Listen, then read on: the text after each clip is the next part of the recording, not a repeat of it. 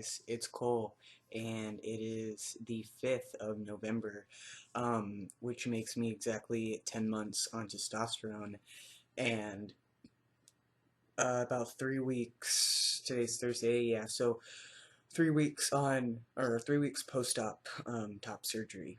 So, I haven't posted for a very long time.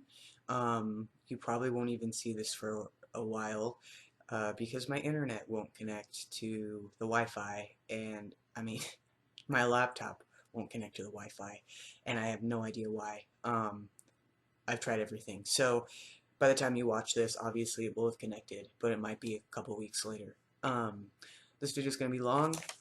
I've said that before, but this one is going to be pretty lengthy, mostly because I'm going to be talking about things not mentioned post-op top surgery and tips that I'm sure other people have talked about in videos, uh, but they are good tips, so I'm going to use them. Um, so the first thing that I stress is that if you are going to be using narcotics, which odds are you are, because I have a really high pain tolerance, and I've had tons of dental work done. I've never ever used narcotics for anything. I've had my wisdom teeth pulled, I've had gum surgery, I've had a lot of things done, and I get that this is a completely different surgery, but I thought I would be able to handle it without narcotics, and I was sorely mistaken. So if you decide to take your narcotics, which after a few days of not taking them, you'll probably start to, uh, begin to take stool softeners even if you aren't taking them.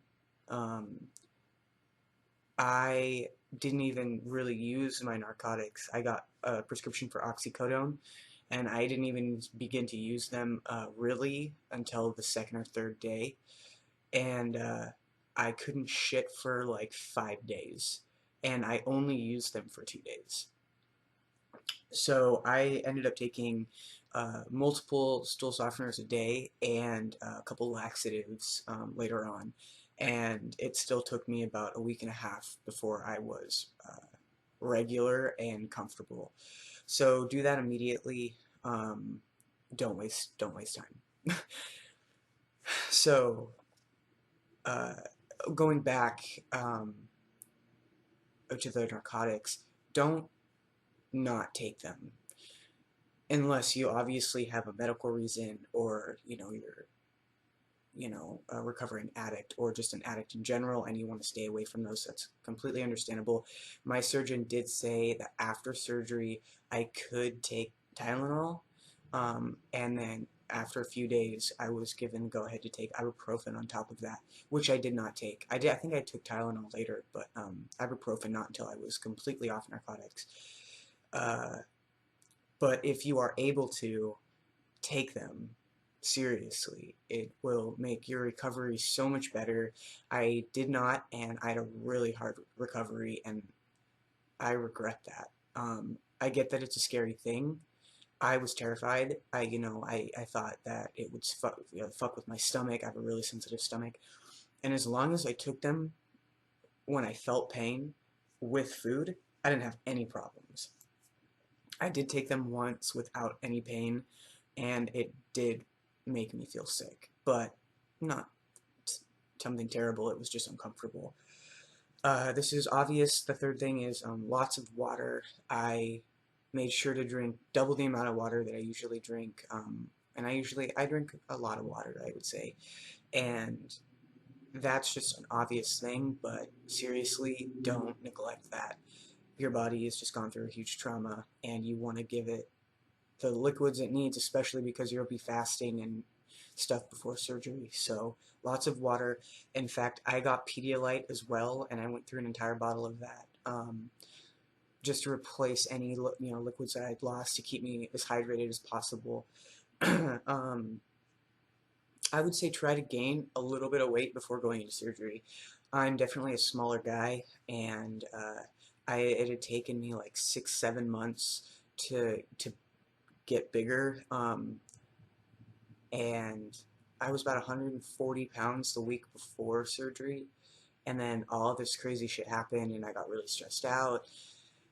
And then I went into surgery, and then from the time that we got kicked out of our house to finding our new apartment, and then surgery, I had lost so much weight. I'm like just over 125 pounds now.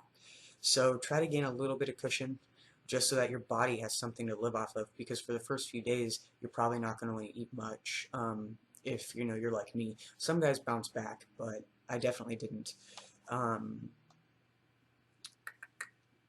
so oh yeah, okay. So one thing that really freaked me out was the second night.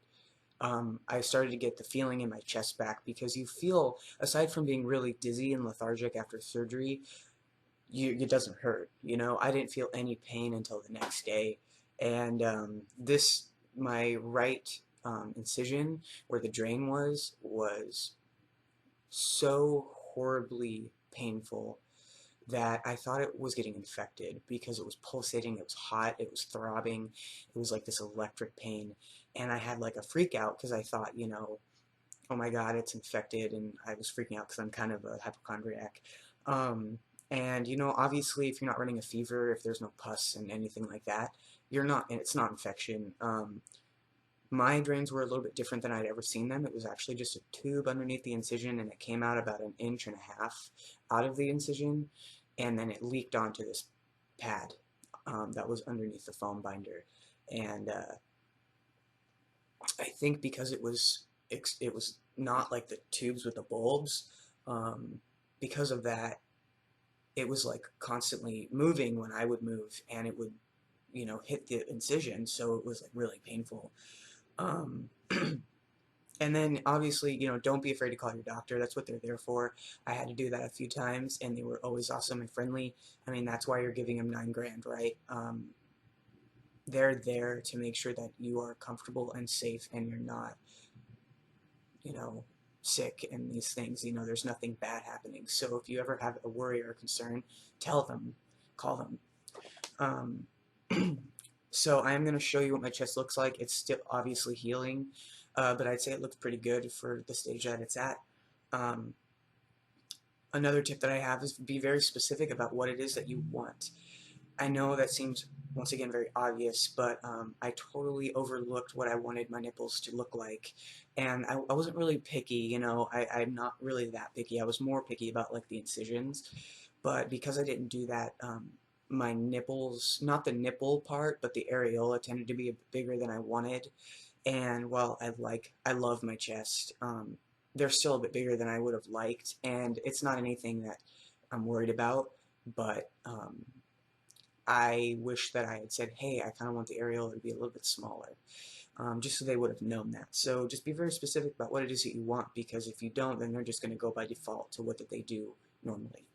Um, so after you get your stents off, your nipple stents off, they're going to tell you probably to, this is at least with my surgeon. I don't know what other surgeons do, but mine told me to put Vaseline or Aquaphor on my nipples and keep them moist while I had the bandages. And I did that too much, and it just, it was gross. You know, the skin's they're gonna fall off. Not the nipples, but a larger majority of the skin is going to fall off. And I just feel like that made it worse. So, you know, keep them moist, but you don't need to go crazy. I went a little crazy. So, um, and then if you're with somebody, obviously you should be. But if you know you have a partner, you have a parent, maybe ask them for a neck and back massage, because you'll definitely need it. I have horrible back and neck pain because I'm still sleeping on my back, and uh, because I've, you know, hunched for so long to try and hide my chest, or to be in a binder for as long as I was in a binder for, my chest is actually concaved, and you know, I was told by a massage practitioner that I need to do stretches in order to um, just get my posture back, you know, one that I had lost because I was so insecure about my chest and I didn't even realize it. So I have a lot of pain in my neck. I've been having headaches just because it's very uncomfortable. Um, let's see here. So another thing is to be prepared for tummy upset. That's normal, but there are a few things that, because I have severe phobia of vomiting, I go through every step possible in order to avoid it at all costs. So, as you can tell, naturally, surgery is very scary for me.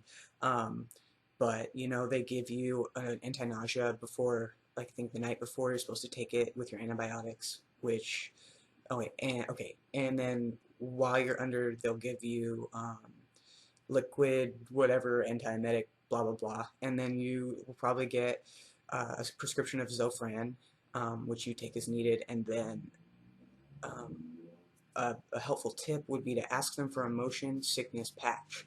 I did this. They usually have them at their offices.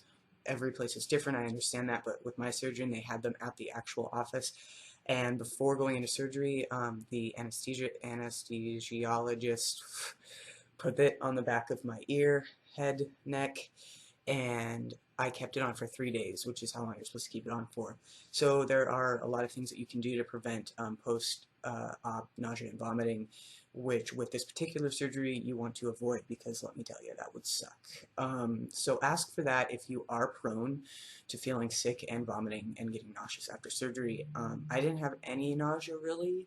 I feel like not from the surgery. I make myself nauseous because I'm so anxious. So I took all of my Zofran. But that's because I love it, and it's my favorite drug. um, and then, let's see, and then the last thing I wrote down was that the pain should go away after you get your drains out. Now, this isn't for everybody, again, but I feel like a lot of that pain came from the um, drains. And once my surgeon took out those drains, which didn't actually hurt for me at all, I know for some people it can, but it didn't hurt me, the pain went away almost immediately, and I was very happy about that. So now that I've gone through my list, I will show you my chest and kind of just talk about some stuff. Yeah.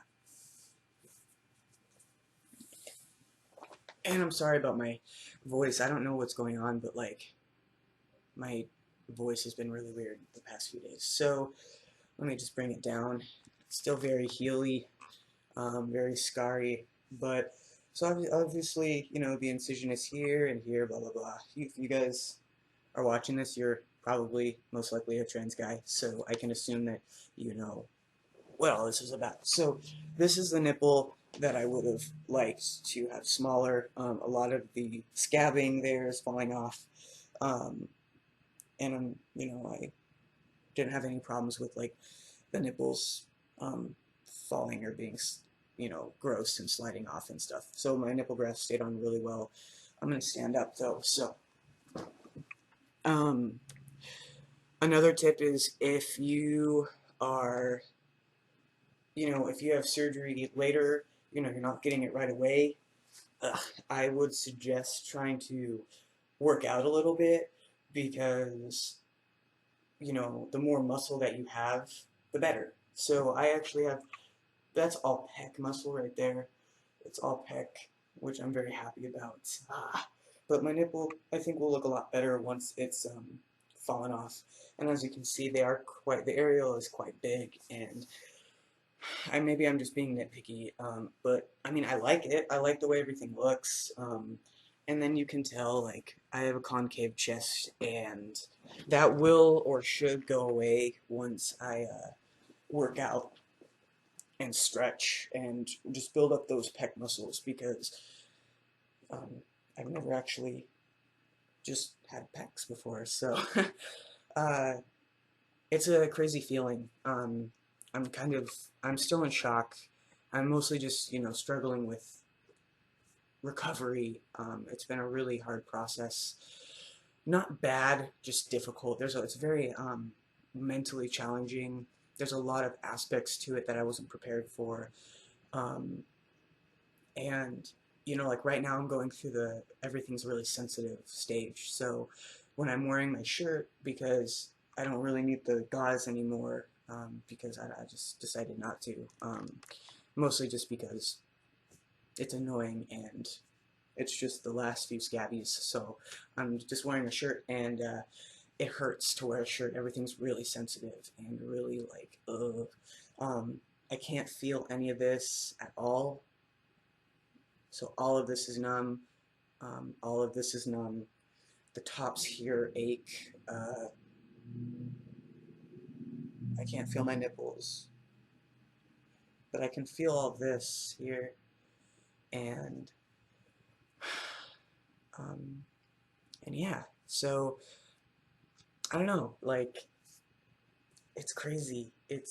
I can't believe that like less than a year ago I was a completely different person and my mind is just blown. Like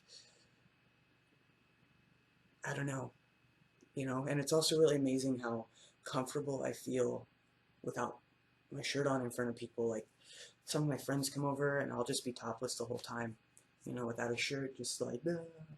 And it's a really amazing feeling,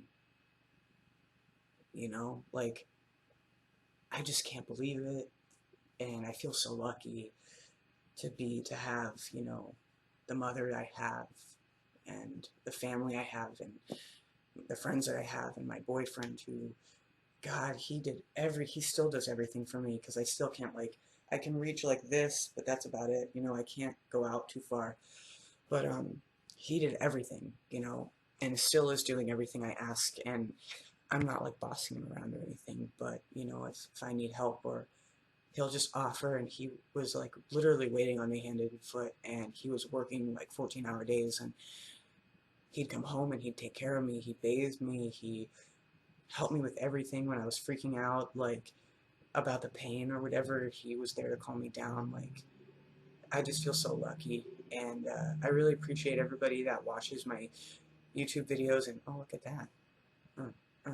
Okay, I can kind of do it.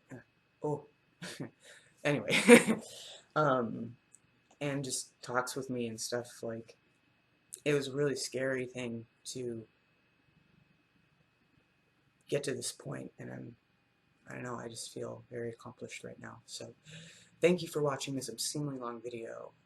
If you have any questions at all or concerns, obviously I'm not a doctor, but I do know from my own experience, and I would love to share that with you. If you just, whatever you have a question about, let me know. Thank you for watching, and I will update soon.